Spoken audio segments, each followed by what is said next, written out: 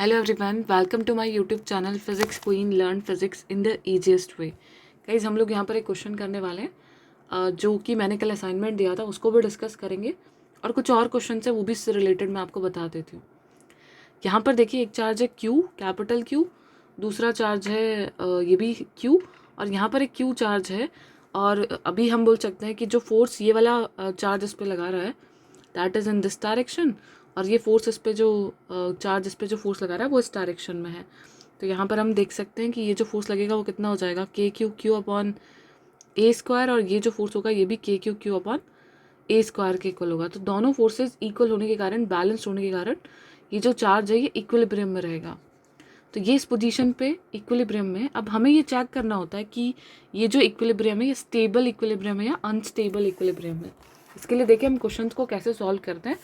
अभी दो टाइप के इक्विलिब्रियम्स हमारे पास होते हैं। यदि हम ग्राफ ड्रॉ करना चाहें और पोटेंशियल एनर्जी का कर्व बनाते हैं मार्क के साथ, तो यहाँ पर देखिए ये जो पॉइंट है यहाँ पर भी आपका del V by del R zero है, और ये जो पॉइंट है ए और बी दोनों पे ही del V by del R zero है।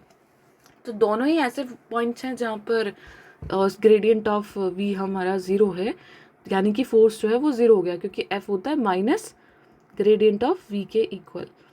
तो ये जब ज़ीरो हो चुका है तो सिस्टम हमारा इक्विलिब्रियम में है। तो दोनों ही पॉइंट्स ज़ीरो फोर्सेस वाले पॉइंट्स हैं जहाँ पर आपका सिस्टम जो है वो इक्विलिब्रियम में है।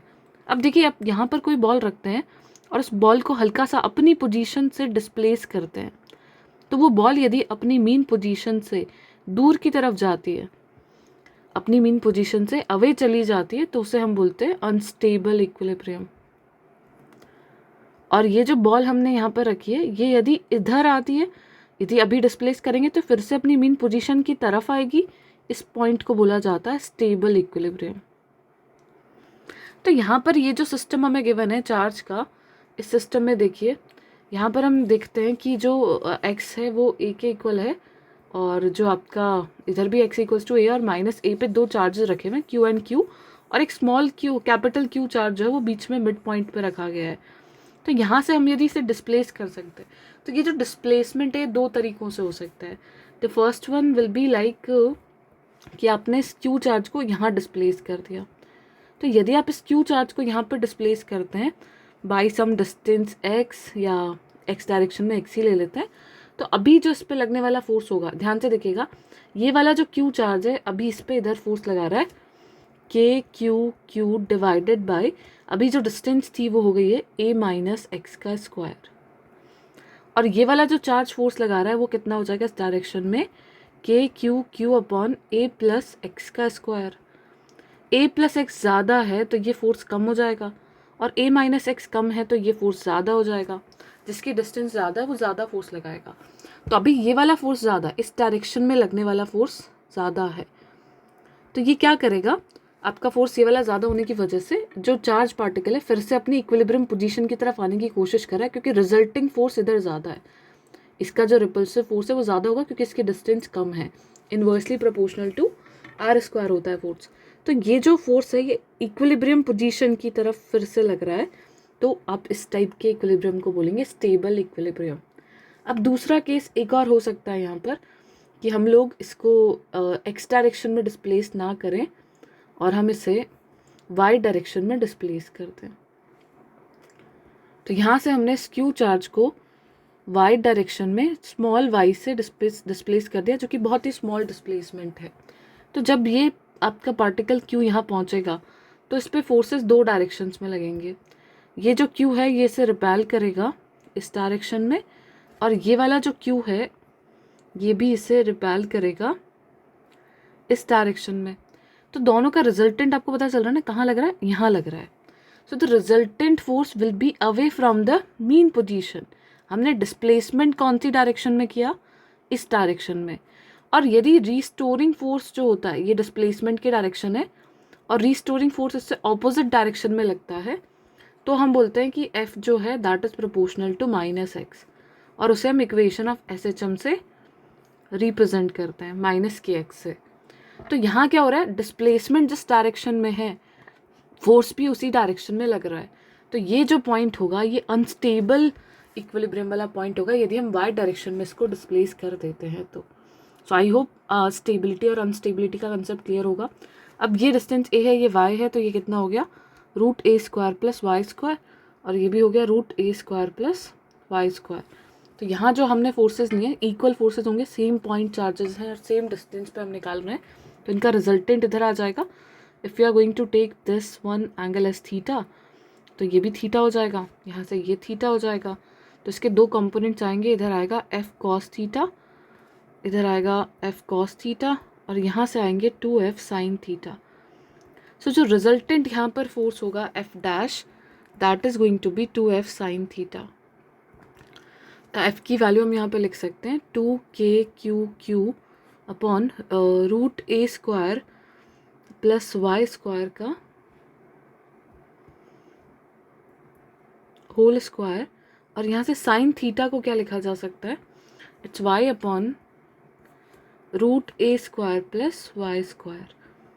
तो यदि इस क्वेश्चन के अकॉर्डिंग यहाँ पर जो हमें निकालना है कि y बहुत छोटा हो a के कंपैरेटिवली, तो हम वाई स्क्वायर को निगलेक्ट कर सकते हैं। तो एफ डैश आ जाएगा 2k/q divided by A square plus इसकी पावर हो जाएगा यहाँ पे 3/2, और आपने y को निगलेक्ट कर दिया है, तो यहाँ से a³ आ गया आपके पास सिर्फ,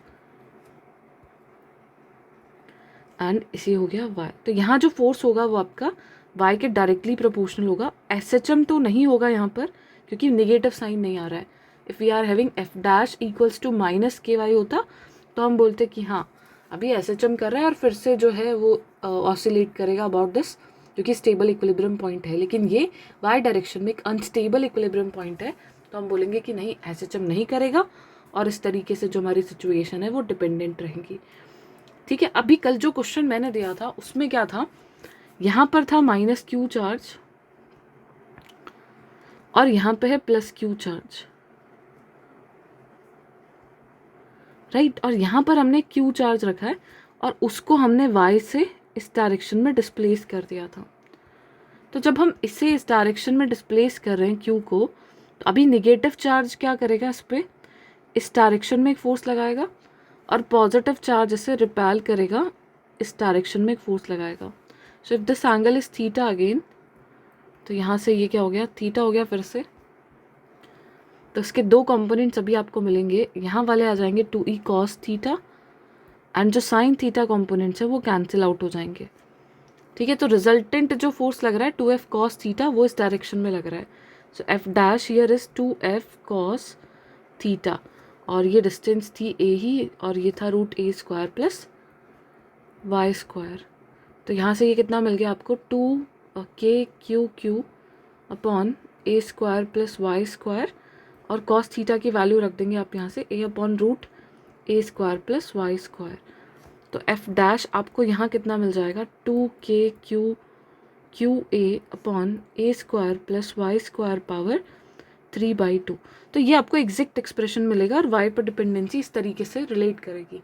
अब ये जो केस है हम इसे डायपोल का केस भी कंसीडर कर सकते हैं, यदि आपका जो y है वो ग्रेटर हो a के कंपैरेटिवली, यानी बहुत छोटी डिस्टेंस जब होती है, टीनी डायपोल्स रहते हैं हमारे पास, जब इनके बीच की डिस्टेंस बहुत कम होती है, क्योंकि हम एटम की बात कर रहे हैं, तो एटम खुद बहुत छोटा सा एलिमेंट है, उसमें जो चार्ज सेपरेशन हुआ है उसको हम डायपोल बोल रहे हैं। तो ये जो a है वो बहुत कम होना चाहिए, तो यदि a की वैल्यू बहुत कम हो जाती है तो एफ डैश जो है वो इन्वर्सली प्रोपोर्शनल आ जाएगा y³ के, in the condition that y is very very greater than a। तो ये एक सिचुएशन है जहाँ से आप इस चीज़ को समझ सकते हैं। दूसरा एक और केस आप यहाँ पर इसे कंसीडर कर सकते हैं कि -q है, ये +q है, तो it can also behave like a dipole, जिसका डायपोल मोमेंट इस डायरेक्शन में है। तो डायपोल मोमेंट के लिए आपको दो चीज़ें ध्यान में रखनी है। जब भी हम डायपोल मोमेंट की वजह से इलेक्ट्रिक फील्ड निकालते हैं तो दो पॉइंट्स होते हैं हमारे पास, एक होता है इक्वेटर, एक होता है एक्सिस। यदि एक्सिस पे किसी भी डायरेक्शन, किसी भी पॉइंट पे आप इलेक्ट्रिक फील्ड निकाल रहे हैं ना, then it is always in the direction of dipole moment. तो डायपोल मोमेंट इस डायरेक्शन में है तो इलेक्ट्रिक फील्ड इसी डायरेक्शन में रहेगा, यहाँ भी इलेक्ट्रिक फील्ड इस डायरेक्शन में रहेगा। और इक्वेटर पे क्या होता है, opposite to the direction of dipole moment. आप कैलकुलेट करके देख सकते हैं कि -q क्या करेगा, अट्रैक्ट करेगा, +q रिपेल करेगा, एक डायरेक्शन इधर फोर्स की, इलेक्ट्रिक फील्ड की इधर, दोनों इलेक्ट्रिक फील्ड्स, तो रिजल्टेंट यहाँ मिलेगा। इस पॉइंट पे जब हम बात करेंगे तो +q की वजह से रिपल्सिव होगा, जो ज़्यादा इफेक्टिव होगा, क्योंकि इसके पास कौन सा पॉइंट है, +q चार्ज है। और इस पॉइंट पे माइनस क्यू चार्ज पास में ये ज़्यादा डोमिनेट करेगा, तो इलेक्ट्रिक फील्ड अट्रैक्टिव होगा, इस डायरेक्शन में ही रहेगा। तो आप देख सकते हैं सेम सारे इस पॉइंट पे भी आप लोग चेक कर सकते हैं। तो जो इलेक्ट्रिक फील्ड रहता है यहाँ पर E vector at the equator, it is K P upon R cube theta cap रहता है। तो ये डायरेक्शन यही थीटा कैप है, यहाँ पर आर कैप है ये वाली डायरेक्शन, और ये होगी थीटा कैप 90 डिग्री पे, क्योंकि ये पोजीशन है आपकी वाइड कैप वाली। तो थीटा कैप डायरेक्शन में आपकी इक्वेटर पे इलेक्ट्रिक फील्ड रहती है।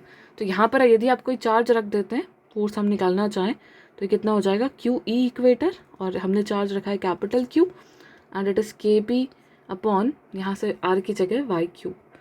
अभी वैल्यूज पुट कर देते हैं हम सारी, के क्यू और पी हो जाएगा Q into 2a divided by Y Q.